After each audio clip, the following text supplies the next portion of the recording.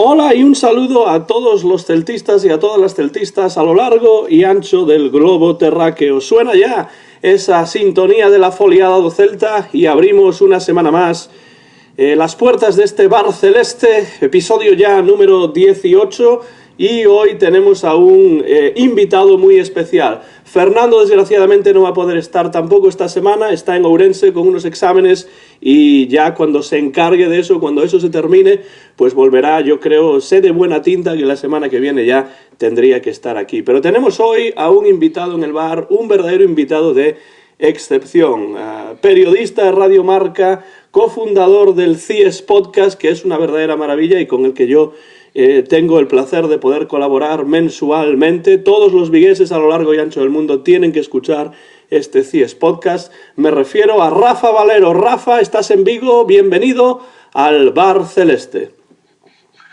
Bien hallado, Antón, y gracias por la publicidad de CIES Podcast, que tú formas parte de esa gran familia que formamos la gente que hacemos ese podcast diario desde la ciudad de Vigo, y como es la radio a día de hoy para todo el mundo, ¿no? Porque ya no hay límites ni hay fronteras en este caso. Como tú dices, Rafa, radio a la carta y radio que uno puede escuchar cuando quiera, como quiera y donde quiera. Y bueno, pues para quien no sepa todavía, pero quien en Vigo no sabe lo que es el CIES Podcast ya en estos momentos, pasados ya los 50 programas, pues puede ir a ciespodcast.es y ahí escuchar cada día o bueno, pues en secuencia o no en secuencia estos programas del CIES Podcast, que tienen muchísimos colaboradores diferentes y muchos temas muy interesantes, incluido, por supuesto, el tema de nuestro Real Club Celta de Vigo. Te felicito, Rafa, a ti, a Guadaguerra, por ese podcast que yo sigo todos los días desde aquí, desde Jackson, en el estado de Tennessee, en los Estados Unidos de América. Y me gustaría hacerte la primera pregunta, Rafa, que tiene que ver un poco contigo y que se la hacemos a todos aquellos que entran en el bar por primera vez. ¿Cómo nació tu afición por el Real Club Celta de Vigo? Bueno, mi afición nace por parte de mi abuelo, ¿no? Yo no te digas que era excesivamente futbolero, sí que me gustaba, pero no pisé un estadio de fútbol hasta que muy niño me llevó mi abuelo al estadio de Balaídos, a la antigua grada de preferencia, la que ahora es tribuna baja, ¿no? Y yo creo que desde niño que empecé a ir con él al fútbol hasta la actualidad, pues es posible que ya no me haya perdido ningún partido en Balaídos. Primero como aficionado de niño, luego como aficionado adolescente, luego ya ejerciendo el periodismo. Y bueno, pues no voy a decir que sea celtista de cuna, aunque casi por familia, ¿no? Pero sí desde que yo tengo memoria, ¿no? Voy al estadio de Balaídos, te estoy hablando pues de finales de los... yo nací en el 1970, pues desde finales de los 70, yo creo que no he faltado, pues si he faltado a uno o dos partidos.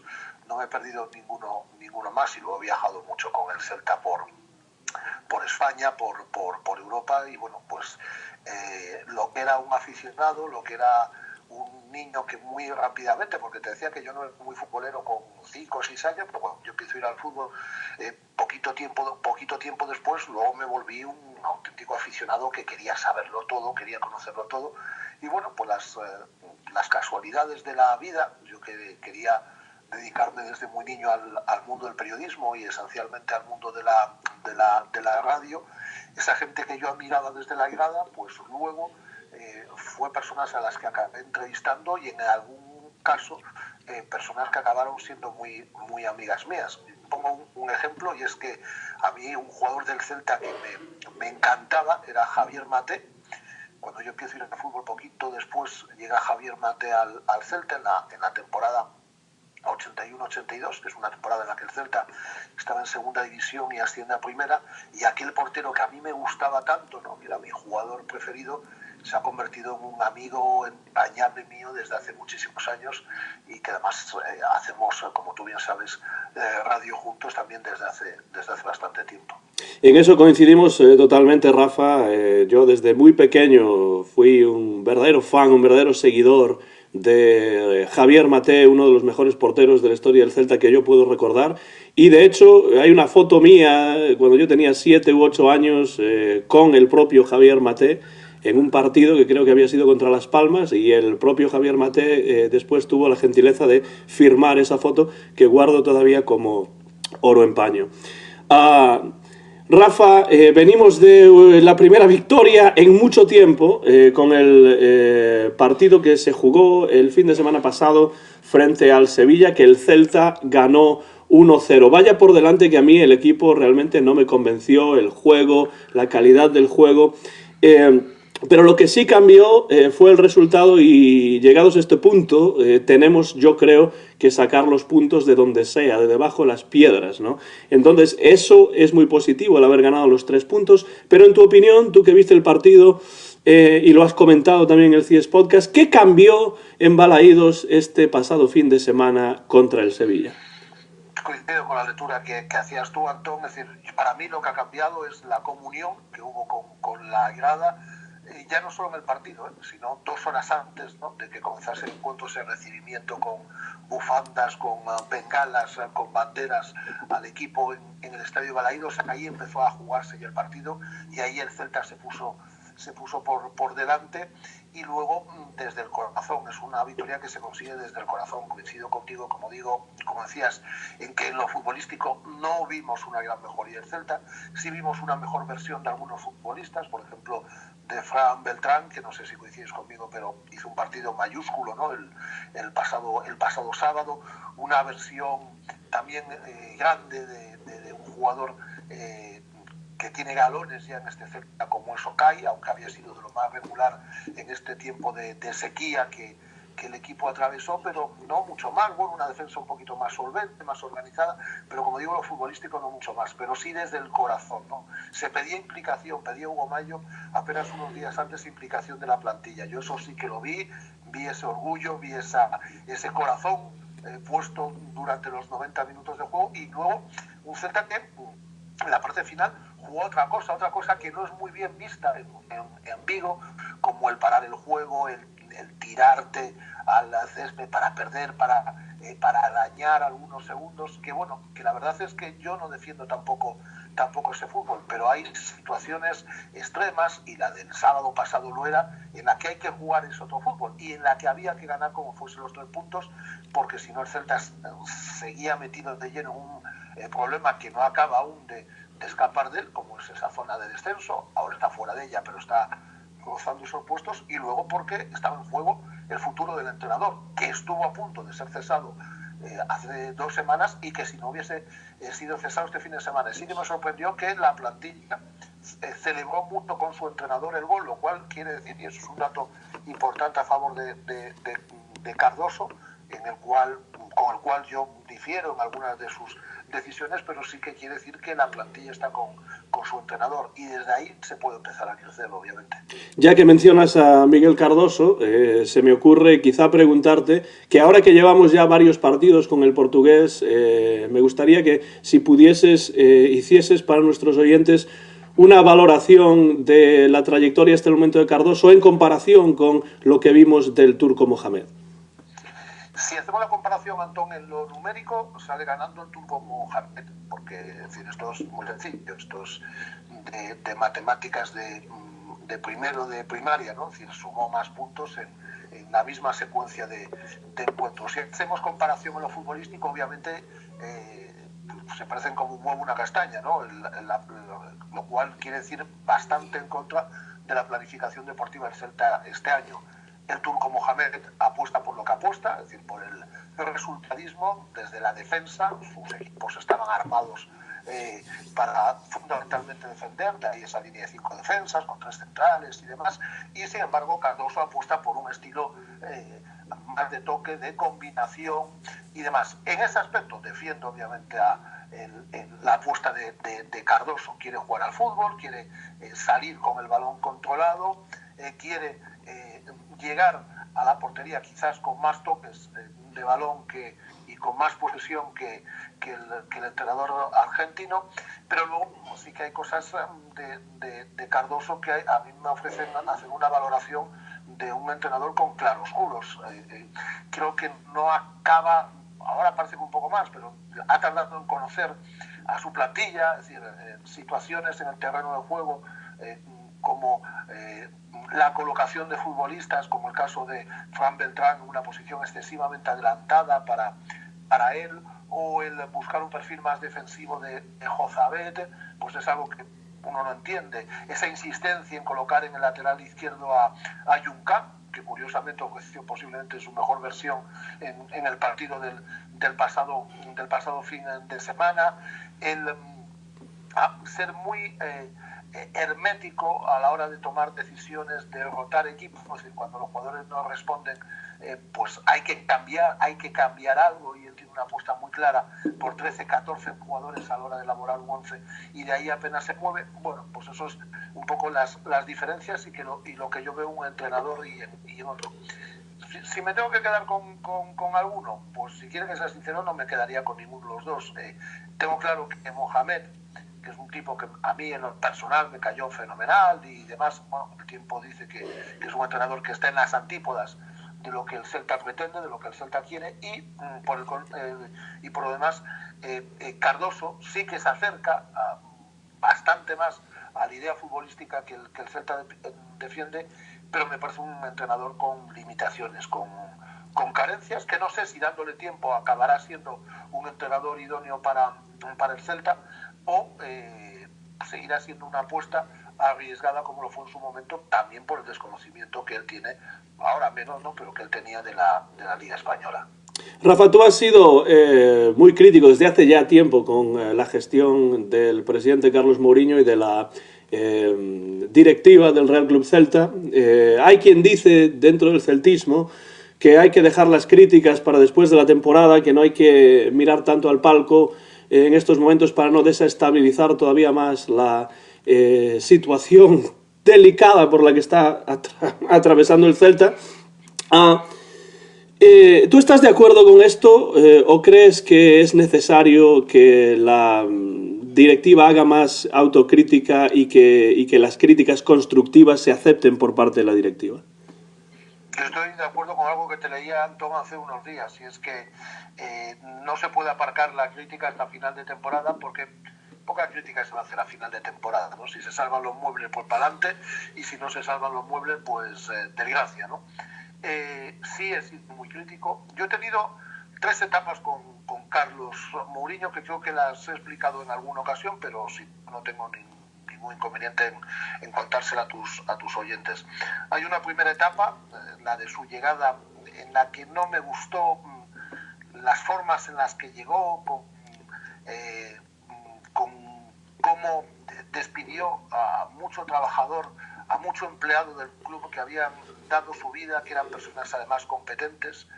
Hablo del caso de Javier Maté, hablo del caso de Moncho Carnero, de Félix Carnero, es decir, gente que al año de llevar él en el Celta, que por cierto llega en una temporada con el Celta en UEFA, y ese año el Celta se va a segunda división,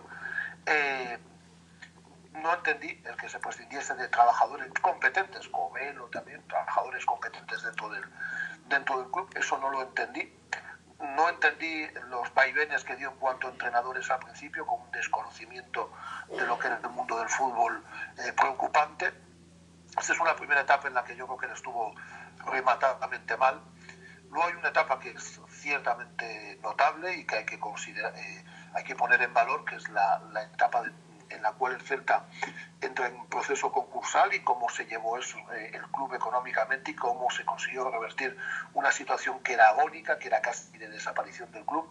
Ese es un periodo de aproximadamente 6-7 años en los que yo creo que toma decisiones correctas en lo deportivo y fundamentalmente en el aspecto económico. También hay que tener en cuenta que el Celta en ese proceso concursal se vio favorecido por una serie de medidas que perjudicaron fundamentalmente al pequeño comerciante de forma muy, muy importante. Esa sería la segunda etapa, que es de notable alto.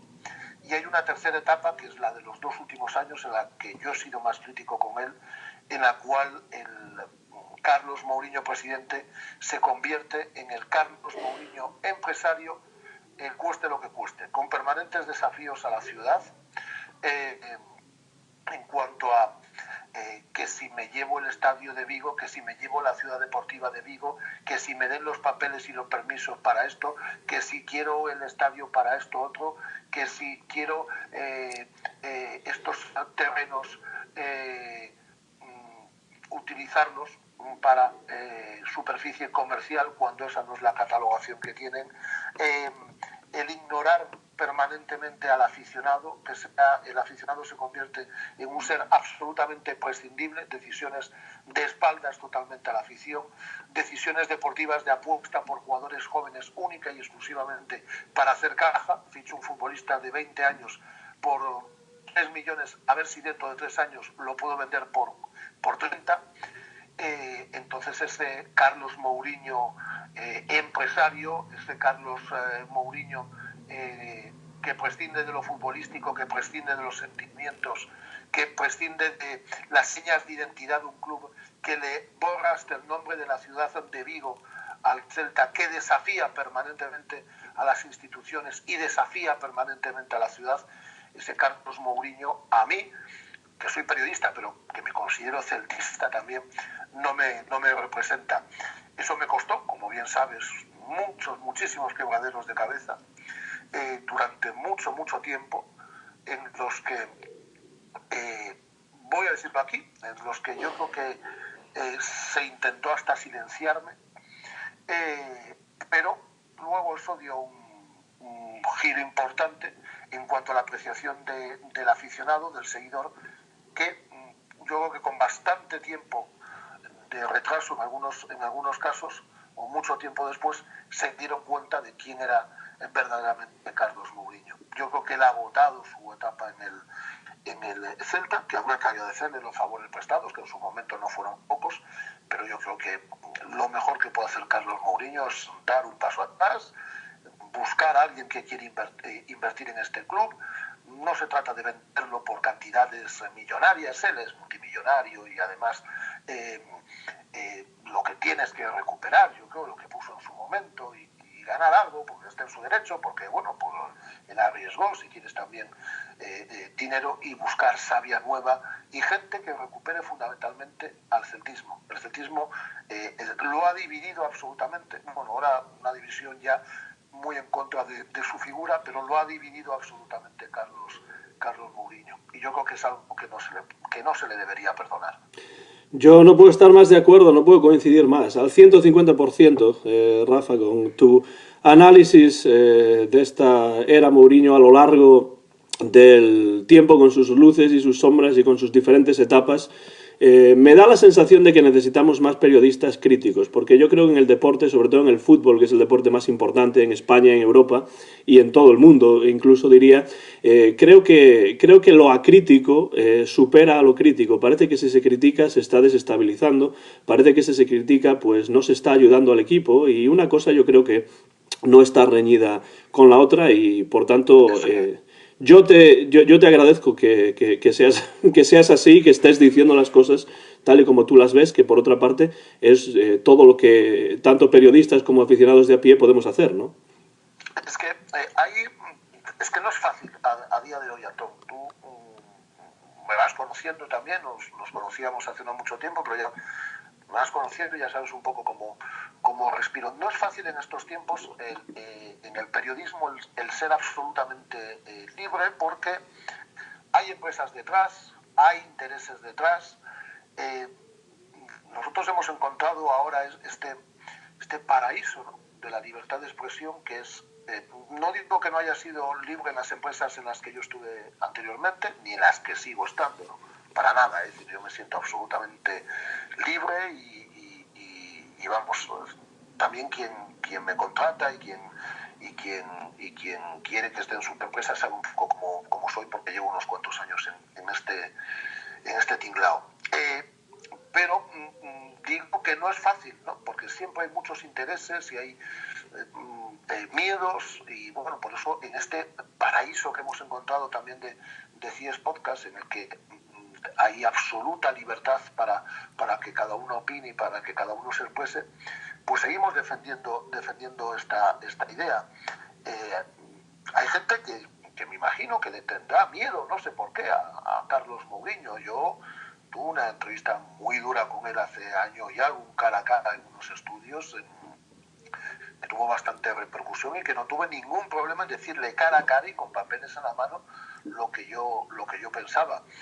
Me hace mucha gracia que Carlos Mourinho hace no mucho tiempo decía que hacia mí era un halago, pero que no debe ser un halago como periodista, decía el mejor periodista de la ciudad. Pues no debería ser un halago eso, porque cuando eso dice un presidente quiere decir que tú tampoco estás haciendo muy bien los deberes, ¿no? Pero antes le encantaban las cosas que decía, cuando valoraba su gestión en lo económico y demás, y en los últimos años no le ha gustado nada lo que yo he dicho. ¿He cambiado yo? No, yo sigo opinando lo mismo, sigo opinando en libertad. Cuando tengo que aplaudir, aplaudo, y cuando tengo que criticar y hacerlo de alguna forma, en algunos momentos vehementemente, lo hago también. El que creo que cambió, y cambió para mal, para rotundamente mal, fue él. A eso me refería precisamente, Rafa, cuando decía lo de lo crítico y lo acrítico, y bueno, siempre es eso también lo que nosotros aquí en el Bar Celeste tratamos de hacer.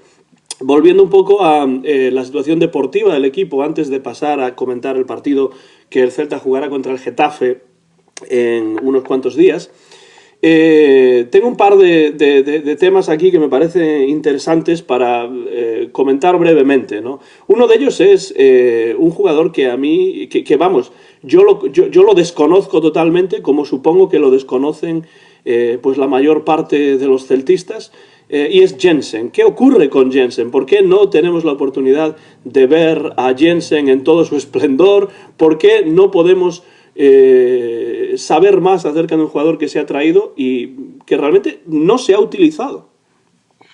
Un fichaje que costó casi 7 millones de euros y que las referencias eran excelentes, y que yo sé por gente de dentro del club, de dentro del Celta, que dicen que es un jugador espectacular. Yo no puedo decir como Jensen porque, como no pasa mucho, no presumo de saber de fútbol internacional. Hay una cosa que pasa en estos tiempos, Antón, y es que en cuanto el Celta o cualquier equipo ficha un jugador de una liga no importante, rápidamente salen los grandes entendidos. No, es que este juega. Es decir, mucha gente lo hace porque conozco el caso, de farol, es decir, que no tienen idea de quién es ese futbolista. Yo directamente a Jensen, cuando el Celta lo ficha, pues hago lo que hace todo el mundo. Te vas a YouTube, buscas algún vídeo. ¿Qué pasa? Que en YouTube todos son auténticos fenómenos. Todos son buenísimos, ¿no? Pero sí que es cierto que hay gente de fútbol, y de la que yo me fío, que me dicen que es un muy buen jugador. Es verdad que llega lesionado, que tarde en recuperarse, que te tienes que adaptar a una liga, a un sistema nuevo de entrenamiento, a dos técnicos en muy poco espacio de tiempo, el idioma. Bueno, pues todas esas cosas no favorecen, ¿no? Pero lo cierto es que Jensen tiene el alta médica, si no me equivoco, desde hace mes y medio. Y ni tan siquiera entra en las convocatorias. Pues es un auténtico enigma. No podemos juzgar su etapa con Mohamed. Él ha jugado solo 70 minutos en un partido, fue con Mohamed, porque con Mohamed estuvo casi todo el tiempo lesionado. Pero desconozco por qué no juega con Cardoso. La explicación al final es mucho más sencilla de lo que muchas veces buscamos, ¿no? Pues la explicación es tan sencilla como que le gusta más Jozabet que Jensen. Bueno, pues a partir de ahí poco hay que discutir, es el gusto de su entrenador, que además es el que hace las alineaciones. A mí me gustaría verlo teniendo una secuencia de partidos, no sé si como titular, pero sí dándole minutos en varios partidos seguidos, porque es la única forma de evaluar a un futbolista. Y aunque no ocupa la misma demarcación, porque Jensen es mediocampista, un mediocampista con un perfil ofensivo, el mercado de invierno no le ha ayudado nada, porque Budebuz es un mediapunta que, aunque no es lo mismo, un mediocampista ofensivo y un mediapunta no es lo mismo, aunque lo parezca, sí que de alguna forma viene a taparle más la posibilidad de jugar. Y ahí en una zona en la que hay overbooking de futbolistas, ¿no? Porque el Celta de medio campo hacia arriba tiene cantidad de mediocampistas, de mediapuntas, de jugadores que pueden jugar también en banda. Es decir, bueno, pues va a tener un problema Jensen en la temporada, y si no tiene Jensen lo acaba teniendo el Celta, y es que creo que va a jugar muy poquito. Ojalá me equivoque, porque yo tengo muchas ganas de ver a este futbolista.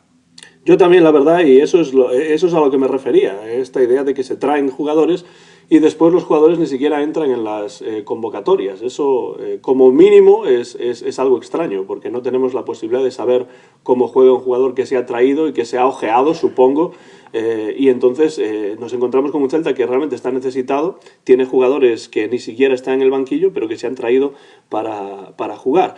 Otro caso es el de Junior Alonso, ¿no? Me gustaría brevemente que hablásemos de él porque es un jugador que además de que ha jugado muy poco, no ha jugado, y tampoco es que yo quiera aquí hacer la labor de entrenador, que a Cardoso le pagan mucho más y sabe mucho más que yo, pero no están colocando a Junior Alonso en el lugar en el que tiene que estar. Y teniendo en cuenta la coladera que el Celta es en defensa, sobre todo por la banda derecha, me parece curioso que Junior Alonso se esté utilizando en un lugar que quizá no le va bien. Yo creo que tiene sentido poner a los jugadores en el lugar en el que ellos juegan naturalmente, pero parece ser que con Junior Alonso este no es el caso. Por eso Junior Alonso se fue a Boca hace unas semanas, ¿no? Porque era un jugador que no entraba en los planes del entrenador, porque el Celta lo fichó como lateral izquierdo, pero él era más central, ¿no? Y nunca lo vimos en esa posición de central, y a lo mejor, perdón, podía haber ayudado más en esa demarcación. Lo hemos visto como lateral izquierdo a principio de temporada con Mohamed. Ahí no era titularísimo, pero sí jugaba algo. Yo prefería haberlo visto como central, a ver cómo respondía. Luego se apostó por Junca en su última etapa Mohamed, y luego ya directamente Cardoso no contó con él. Por ese motivo, pues el jugador a principio de año pidió la salida, por ese motivo se va a Boca, y qué curioso, luego es un futbolista, Junior Alonso se queda en Boca, y qué curioso, es un lateral izquierdo de Boca, que aquí conocíamos bien por su etapa en el filial, como es Lucas Olaza, el que viene a la ciudad de Vigo.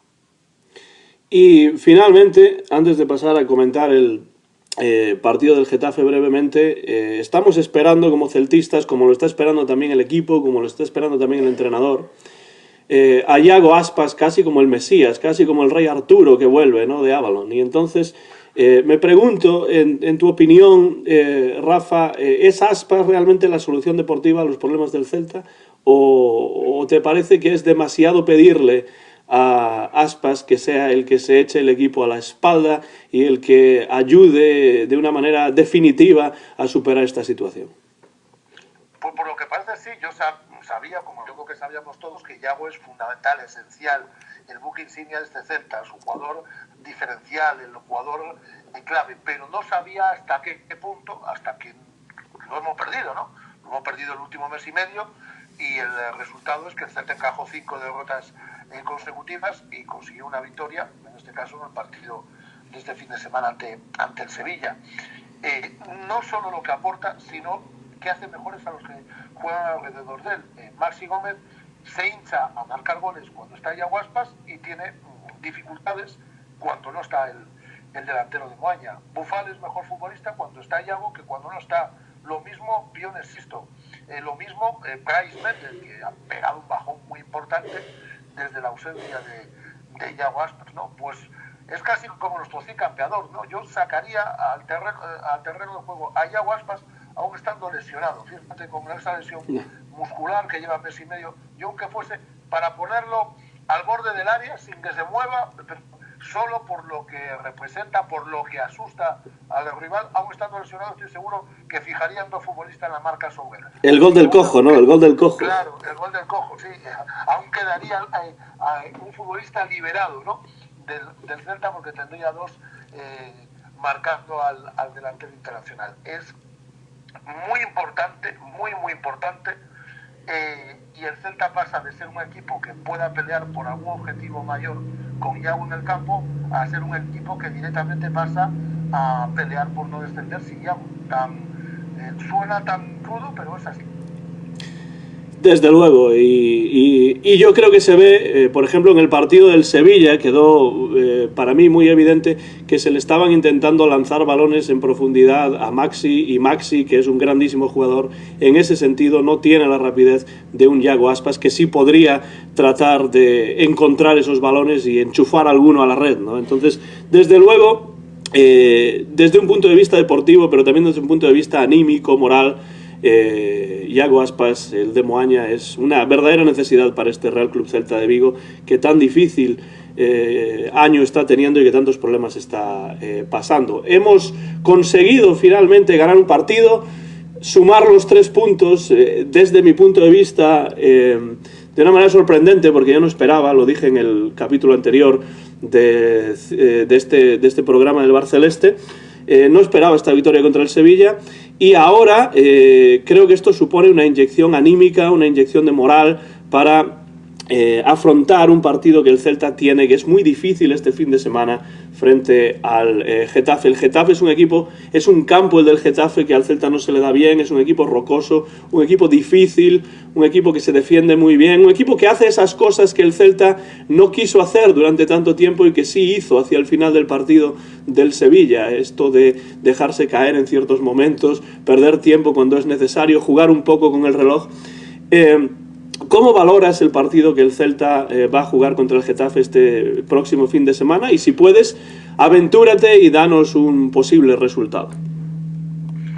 Pues sí, mira, voy a empezar por el final. Te voy a dar un resultado, pero soy muy malo en las apuestas, pues no apuesto nunca, y es un resultado desde el corazón. Te voy a decir un 0-1, que es el marcador que a mí me gustaría un 0-5, ¿no? Pero te voy a decir un 0-1 a ver si se puede dar como sucedió hace 3 años, que fue la única ocasión en la que el Celta venció en Getafe, en el Coliseo Alfonso Pérez, con gol de un buen amigo como es Nolito.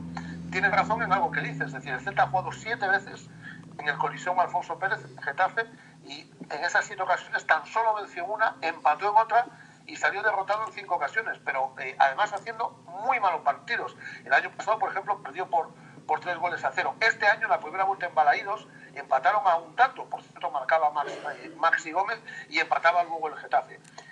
Su estilo de fútbol está en las antípodas de lo que el Celta quiere plasmar sobre el terreno de juego, y eso lo vuelve un rival más incómodo.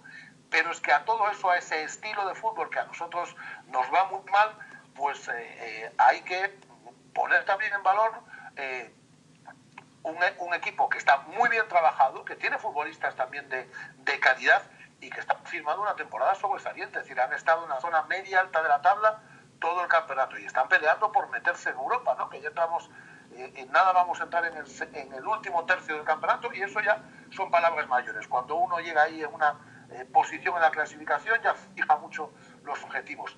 Va a ser un partido complicadísimo para el Celta, complicadísimo porque ellos están muy bien, porque están muy bien posicionados en la tabla, y luego porque su propuesta futbolística a nosotros nos va muy mal, nos cuesta mucho. Pues a lo mejor hay que jugar con las mismas armas, con las armas con las que el Celta jugó en los 10 últimos minutos del partido ante el Sevilla, buscar un partido trabado, intentar jugar a la contra. Hay que ser muy ordenaditos en defensa, porque ellos luego tienen jugadores arriba que hacen daño. Bueno, pues yo creo que es un poco la clave para el partido de este sábado en el Coliseo Alfonso Pérez. Desde luego la necesidad apremia y el Celta necesita sumar los máximos puntos posibles lo antes posible. Yo apoyo con el corazón céltico también tu 0-1, pero me da a mí más la sensación de que después de una victoria contra el Sevilla en casa, el Celta va a salir a Getafe y va a empatar, y yo diría que el resultado final podría ser 1-1, que no estaría mal, aunque por supuesto la victoria es lo que más necesita el Celta. Rafa, ha sido un verdadero placer tenerte aquí en el bar, abrir las puertas de este Bar Celeste para ti. Quiero darte las gracias por tu tiempo, por tu conocimiento, por tu honestidad. Y bueno, animo a todo el mundo que esté escuchando esto, que se enganche a ese CIES Podcast que también hacéis tú y Guadaguerra desde Vigo todos los días de la semana, y que se puede escuchar en ciespodcast.es. Muchas gracias, Rafa. Ha sido un placer, Antón, las veces veces que lo consideres oportuno, aquí estoy a tu disposición.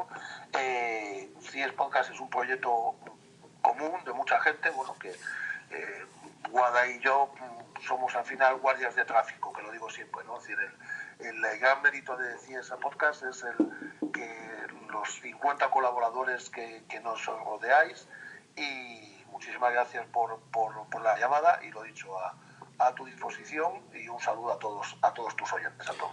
Un honor participar en el Rafa, ciespodcast.es. Y ahora cerramos este bar que es siempre tu casa, Rafa, como es la casa de todos los oyentes que a lo largo y ancho del mundo nos siguen. Y vamos a cerrar este episodio número 18 del Bar Celeste con nuestro grito de guerra que siempre proferimos aquí en el bar, que es el siguiente: coma sempre o de sempre. Y ahora los dos. ¡A la Celta!